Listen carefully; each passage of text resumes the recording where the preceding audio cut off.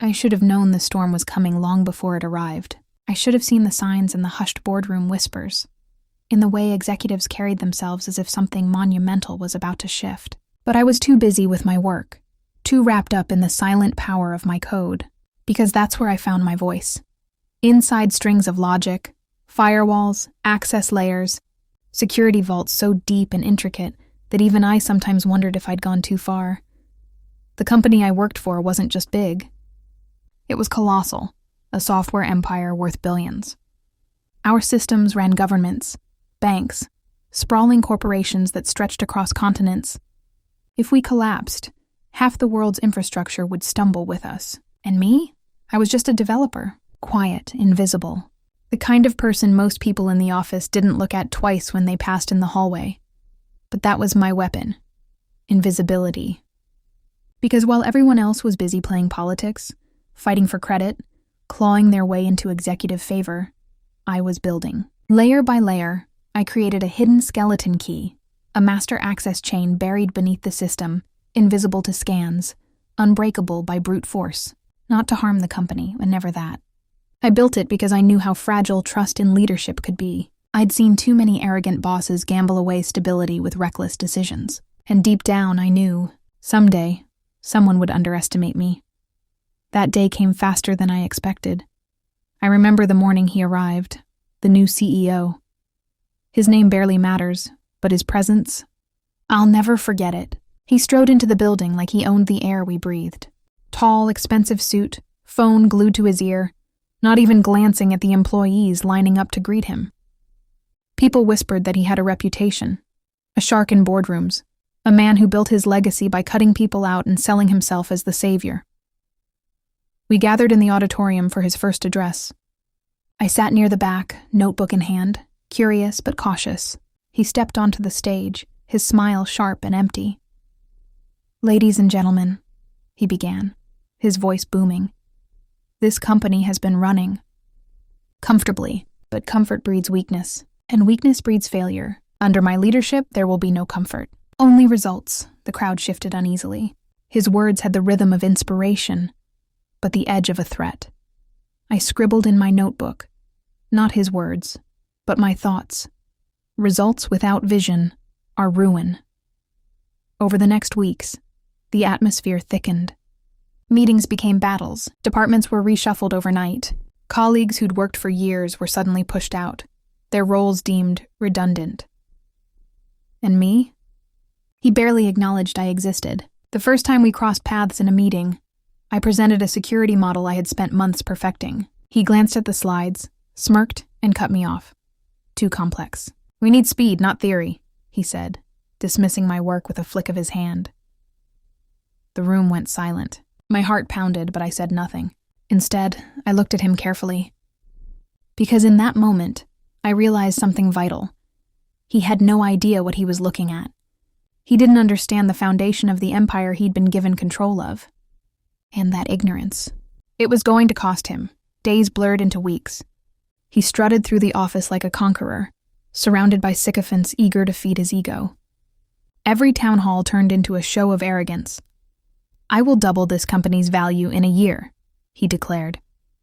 "I will sign billion-dollar deals that will make our competitors crumble." He wasn't entirely wrong. He had charm, the kind that lured investors and dazzled customers. And then one morning, the announcement came.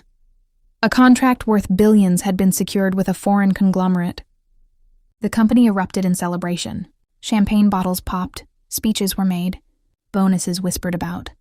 And I sat at my desk, quiet, fingers tapping the keyboard, knowing a truth no one else did. The system they were about to sell access to was a locked vault. And the only key that could open it was mine. I never sabotaged it. That's important to understand. I didn't build it to destroy. I built it to protect, to make sure that whoever controlled our empire respected the foundation it stood on. But he didn't. He thought I was expendable, replaceable. The day it happened was ordinary. At least it began that way. I came in early, as usual, coffee in hand, lines of code waiting for me. Then I got the email, a sterile, cold message from HR. "Effective immediately, your employment has been terminated. Please hand over your ID badge at reception. No meeting. No explanation." Not even the decency of a face-to-face conversation. Minutes later, he appeared at my desk, flanked by 2 managers who looked away, ashamed but silent. He smirked as he leaned against my cubicle wall. "You're good," he said casually, "but not indispensable. We need people who can move fast, not get lost in their own brilliance. Best of luck." My throat burned, but I forced myself to smile, just slightly, because while he saw a woman defeated, walking out with a box of her belongings, I knew something he didn't. He had just cut away the only person who could keep his billion-dollar empire from collapsing. As I stepped outside, the city buzzing around me, I whispered under my breath, "You'll remember me. You'll have no choice." And I was right. The days after my firing felt strange, like walking through fog. For years, my identity had been tied to that company. Late nights, endless problem-solving, breakthroughs no one ever celebrated because I never asked for applause. And suddenly it was gone. I sat in my apartment, staring at the ceiling, wondering if I'd been foolish to keep quiet for so long. Maybe I should have played the politics, fought louder, forced recognition. But then I'd remember his smirk, his arrogance, the way he believed I was disposable. And each time, my doubt hardened into resolve. Because I knew something he didn't. That billion-dollar deal he was parading as his masterpiece, it was built on my system, my architecture, and without me, without my keys, they couldn't unlock it. And sure enough, the storm broke. It began with a message from an old colleague. "Are you seeing the news?" he wrote. I turned on the TV. The anchor's voice was sharp, urgent. The billion-dollar deal signed by tech giant Arcadium Corp is facing critical delays after system access issues halted deployment. Sources inside the company report widespread lockouts and technical failures. Customers are demanding answers. I couldn't help it. I laughed, not out of malice, but out of sheer disbelief at how fast his empire was cracking. Less than a week after firing me, the foundation was already crumbling. Inside the company, chaos reigned. I knew because the calls started coming. Not from him at first, but from middle managers, panicked voices trying to sound calm. "Hey, we're having a little trouble accessing the root system. Do you happen to—" I cut them off. "I don't work there anymore. Remember?" The silence on the line was delicious. Then the tone shifted. The next day, a senior executive called. Her voice was sharp, but there was a tremor beneath it. "Maya, we might need your assistance, just to get past a few barriers." "Barriers?" I said. "Funny, I thought your new boss didn't believe in my work."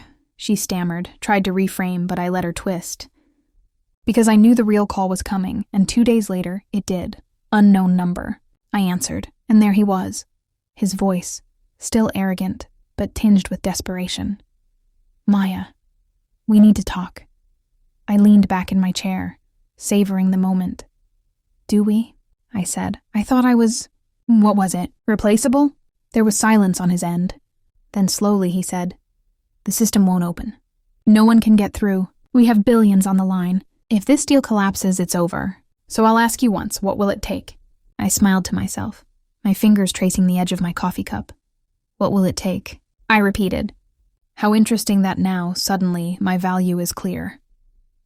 He tried to regain control, to sound commanding. But I could hear it. The crack in his armor. The panic he couldn't hide. And for the first time, I realized the truth. I wasn't the one on the outside anymore. He was, and the keys to his empire were in my hands. When you're discarded, you have 2 choices. You can collapse under the weight of rejection, or you can let it sharpen you, turn you into something no one expects. When he fired me, he thought he was breaking me, but in reality, he was sharpening the very blade that would cut his empire down. The first week after I walked out, I told myself to stay away, to let it all play out like a storm I wasn't part of anymore. But silence has a way of pulling you in, making you hungry for the echoes. I couldn't resist. I listened. I watched. I traced the cracks spreading through the company like lightning across a dark sky. I imagined his office, the expensive suit hanging perfectly pressed on his shoulders, the glint of a watch that probably cost more than my annual salary. I could see him shouting, barking orders, smashing his fist against polished wood as if rage could make the system obey. But it couldn't. because the system was mine. They didn't understand that I hadn't locked them out maliciously. I never planted a virus. I never wrote sabotage into the code. No, what I did was more elegant than that. I built security layers designed to adapt, to recognize authority, to measure trust in subtle ways that couldn't be bypassed with brute force. It wasn't about passwords. It wasn't about codes. It was about knowing the creator, and I was the creator. Without me, their billion-dollar deal was as useless as an empty vault with no key. The news cycle fed on it like wolves. Headlines screamed, "Arcadium deal delayed. Customers demand action. Stock drops amid system crisis." Investors panicked. Analysts speculated on sabotage. And the arrogant man at the center of it all? He scrambled, trying to spin it as a temporary glitch. But glitches don't last weeks. Glitches don't bleed billions. That was the first twist of the knife. The second came when one of my closest old colleagues messaged me. "You won't believe what's happening in the war room," she wrote. I raised an eyebrow. War room? They've turned the boardroom into a bunker. He's pacing back and forth, red in the face, threatening to fire half the IT staff. People are terrified. He's screaming that someone must have done this intentionally. I smiled, not out of cruelty, but out of a quiet satisfaction. Because he was right, it was intentional. Not sabotage, but protection. He just couldn't tell the difference. The company tried everything. They hired external consultants, specialists with inflated egos and promises of quick fixes. They poked and prodded, running penetration tests, launching brute force attempts, rewriting access layers. Nothing worked. The system simply folded back in on itself, like a lock that tightened every time someone picked at it. And while they wasted money and time, the deadline for the deal loomed closer.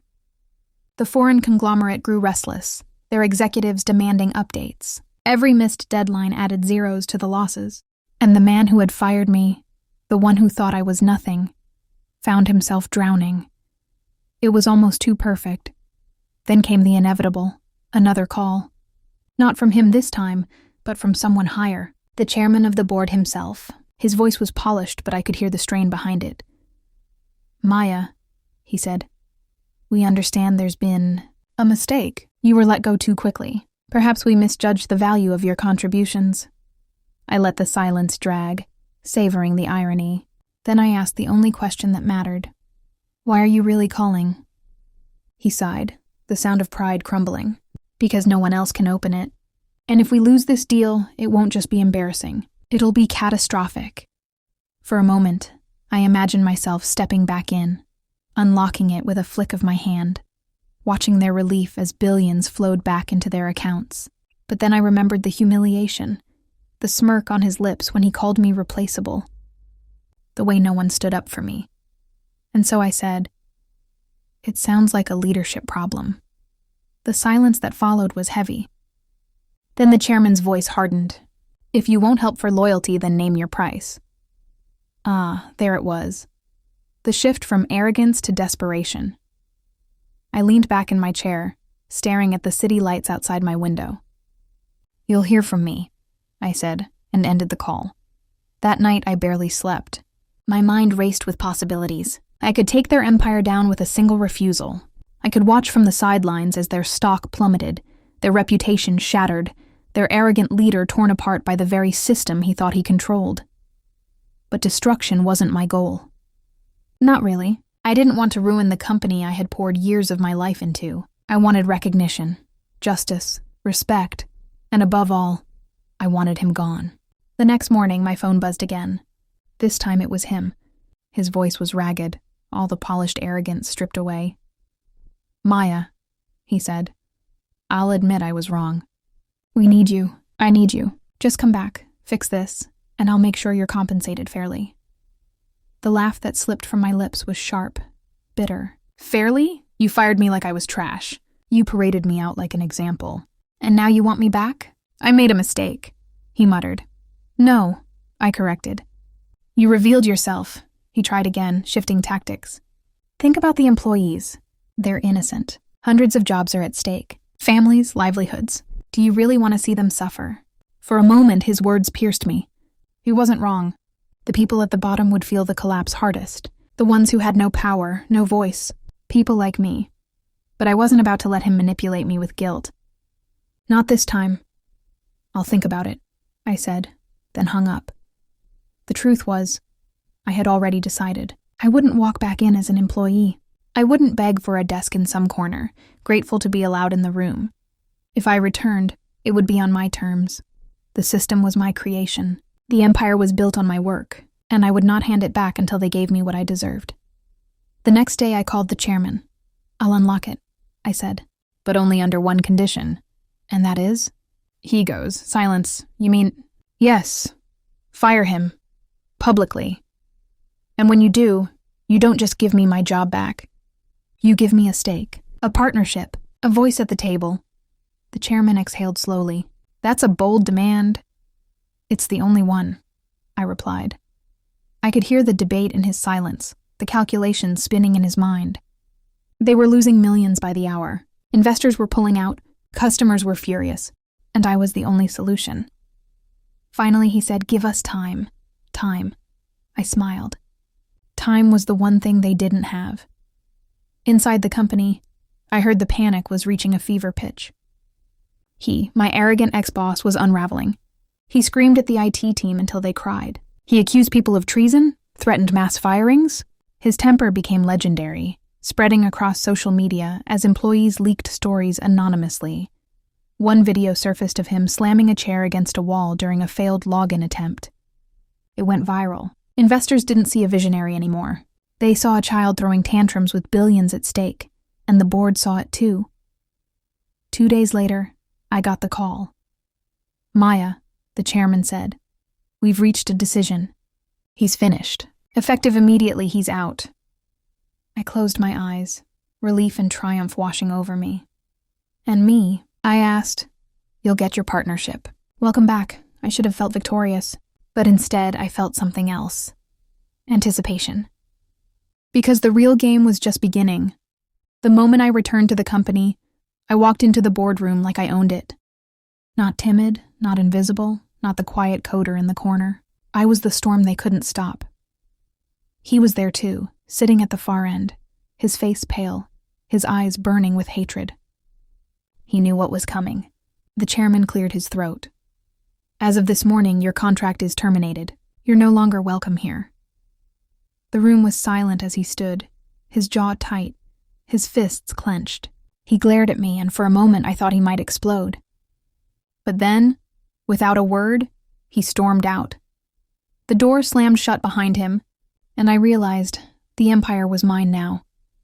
And when I sat down at the head of the table, sliding my fingers across the keys, unlocking the system effortlessly, I whispered to myself, "You thought I was replaceable.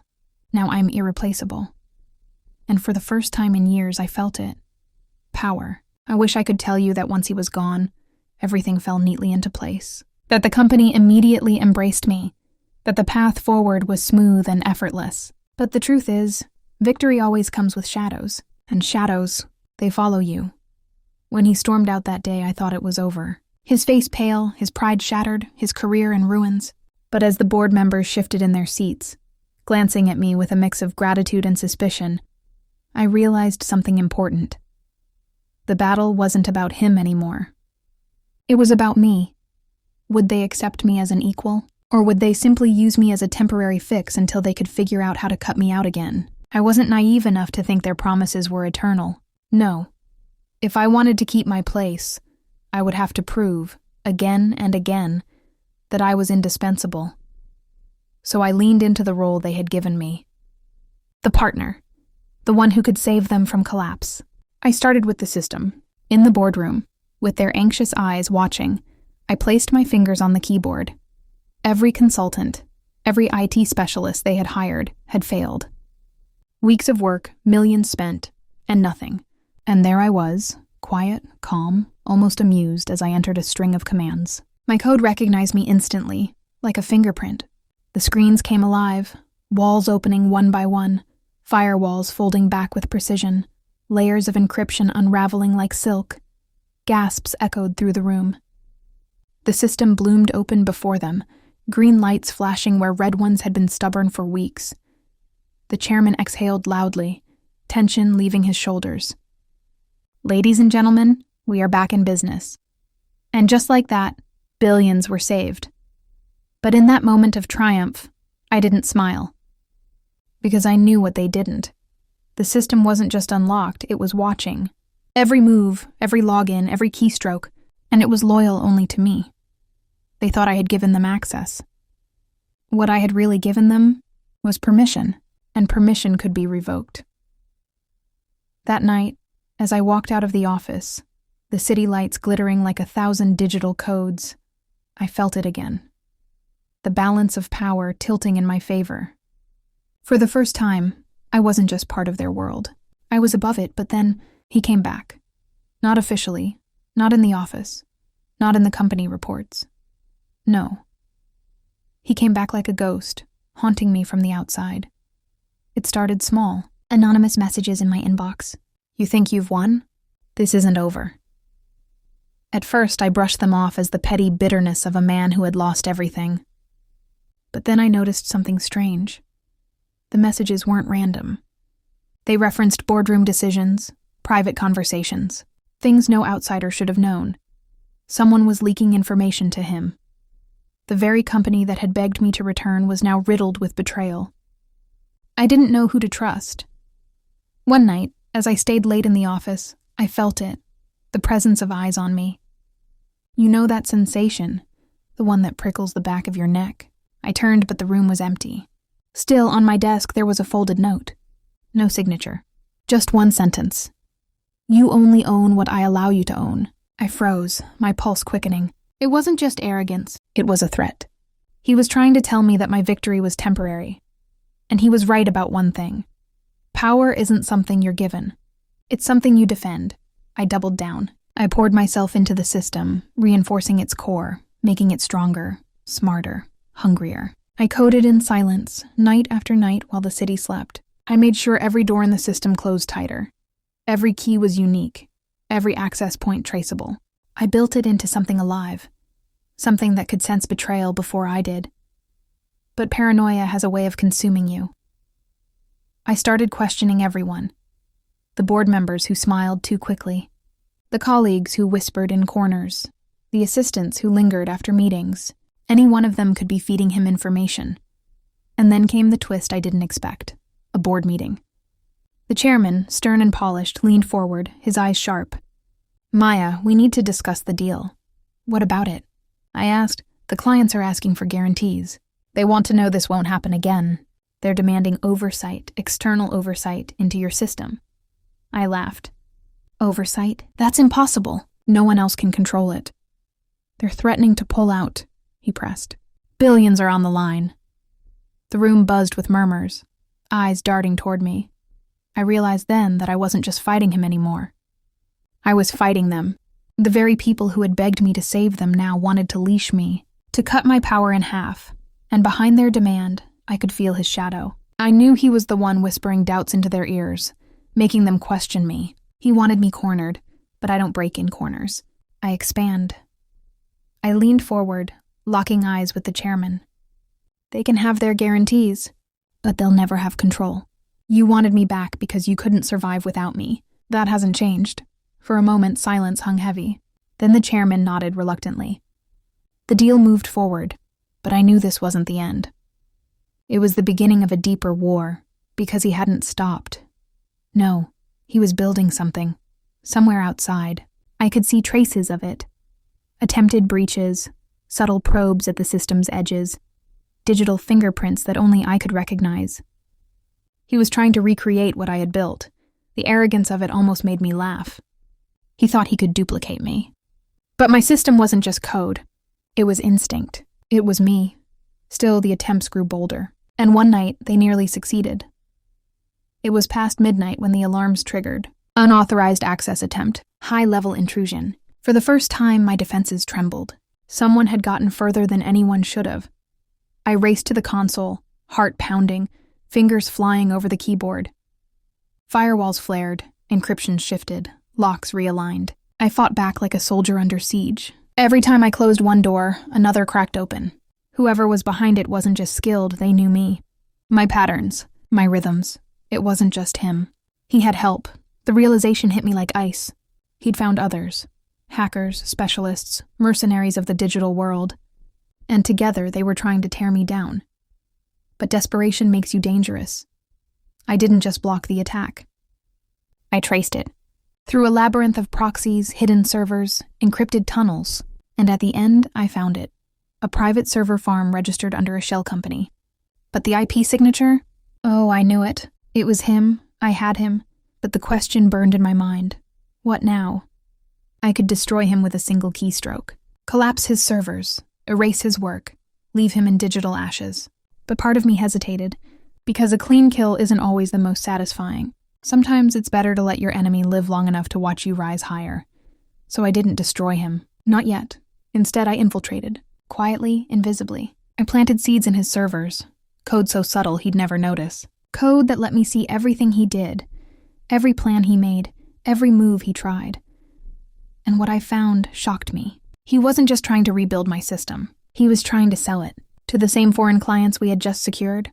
He wanted to undercut the company, replace us entirely. Prove to the world that he was still the genius. The visionary. But here's the truth. You can't steal what you don't understand. As I sat there, watching his plans unfold in real time, I felt a strange calm. He was dangerous, yes, but he was also predictable, and predictability is a weakness.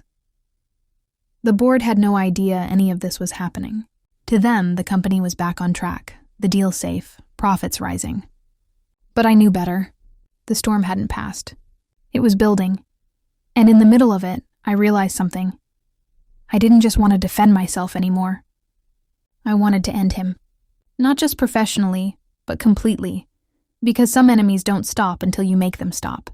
And I was ready. I used to think revenge was about anger. About burning someone to the ground because they wronged you. But when I watched him claw his way back from the ruins I left him in, I realized revenge is something far more patient. It's a long game, and the longer you wait, the sharper it becomes. From the shadows of my own system, I watched him. Every move, every desperate keystroke, every meeting with investors who had no idea they were buying into a fraud. He thought he was clever, rebuilding fragments of my architecture and presenting them as his own creation. But what he didn't know was that every piece of his work carried my fingerprints. I could tell which parts he copied, which parts he guessed at, and which parts he simply made up to keep the illusion alive, and illusions always collapse. The more I studied him, the more I realized he was building toward something big, a deal so massive it would dwarf the one my company had just secured. Billions on the line, international partnerships, headlines that would scream his name in redemption. He was trying to stage his comeback, and this time, he wasn't planning to fail. But here's the thing. I wasn't planning to let him succeed. I started small. Leaks, whispers, anonymous reports trickling to journalists about flaws in his new system. Nothing too big, just enough to plant seeds of doubt. Enough to make investors hesitate, to make them wonder if the great visionary they were backing might be standing on quicksand. At the same time, I tightened my own grip inside the company.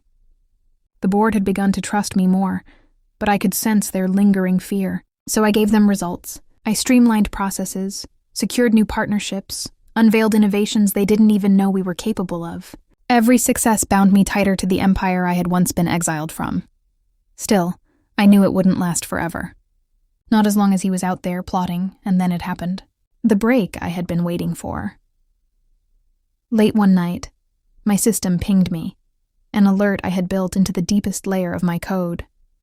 He was trying again, pushing harder, closer than before. He wanted access to the company's core, not just to copy it this time, but to break it, to prove that without him, we would collapse. I leaned over the console, my hands steady, my breath calm. This wasn't defense anymore. This was war. I let him in, just a little, a sliver of access, enough to make him believe he was winning. I watched as his team of mercenaries cheered behind encrypted servers, believing they had finally cracked my masterpiece. I could almost hear his smug laughter, the same smirk he wore the day he fired me. And then, just as they dug their claws deeper, I shut the doors, every single one by one, the tunnels they had opened collapsed. Firewalls rose like steel walls, encryption relocked like chains. Their keystrokes turned frantic, their commands useless. And then, the coup de grace. My code mirrored itself back onto their systems, latching onto their servers, their machines, their very identities. In seconds, I didn't just have his system. I had him. I saw everything: his emails, his contracts, his desperate pitches to investors. And worse, I saw the lies. Fabricated data, forged signatures, fake security guarantees. He hadn't just been trying to rebuild my system. He'd been selling broken glass as diamonds.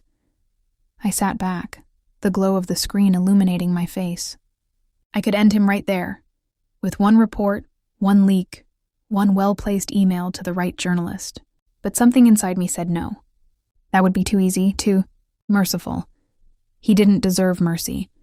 He deserved to feel what I had felt, to taste humiliation, helplessness, to know what it's like to have the ground pulled out from under you with no warning, no safety net. So I set the stage. I let him move forward with his grand announcement. I watched as he rented a glittering ballroom in the heart of the city, filled it with investors, journalists, industry leaders. I watched the banners go up, the lights shine down, the cameras prepare for his triumphant return. And then, at the height of his performance, I struck. He stood on stage, microphone in hand, beaming with false confidence. "Ladies and gentlemen," he declared, "tonight marks the future of technology. Tonight, I reveal the system that will change the world." The screens behind him lit up with his demo, my stolen work, dressed up in his branding. The crowd gasped in awe, murmurs of excitement spreading like wildfire. He drank it in, arms wide, the king reclaiming his throne. And then, with a single keystroke from my apartment, I flipped the switch. The demo froze. At first, the crowd thought it was a glitch, a small hiccup in a live event. But then the screens shifted, lines of code flashing in real time, collapsing one after another. Error messages bloomed like red flowers. The system cracked, splintered, and finally, with a deafening silence, collapsed completely. The audience gasped. Some laughed nervously, others whispered in alarm. He stammered on stage, his confident grin crumbling as sweat beaded on his forehead. And then, the final blow. On every screen, my message appeared. 3 simple words: "This is mine." The room erupted in chaos. Cameras flashed, journalists shouted, investors stormed toward the exits. He stood frozen, pale, broken, his empire disintegrating before his eyes. And me? I sat miles away, sipping my coffee, calm and unshaken. Because this wasn't just revenge. This was justice. By the next morning, headlines were everywhere. Tech visionary exposed as fraud. $1 billion deal collapses amid scandal. Unknown developer claims ownership of breakthrough system. And in every article, every news cycle, one name emerged. Not his. Mine. The board called an emergency meeting. This time there was no hesitation, no suspicion, no bargaining. They didn't just need me anymore, they wanted me. Not as a quiet developer in the back of the room, not even as a partner, but as a leader. They offered me the one thing I had never asked for, but had always deserved: control. A permanent seat at the table, equal power, equal say. The company was mine as much as it was theirs. As I sat in that boardroom, their polished shoes tapping nervously, their expensive watches gleaming under the lights, I felt it. The shift. I wasn't the girl they could fire anymore. I wasn't invisible. I was the architect of their survival, the one who had carried them through fire.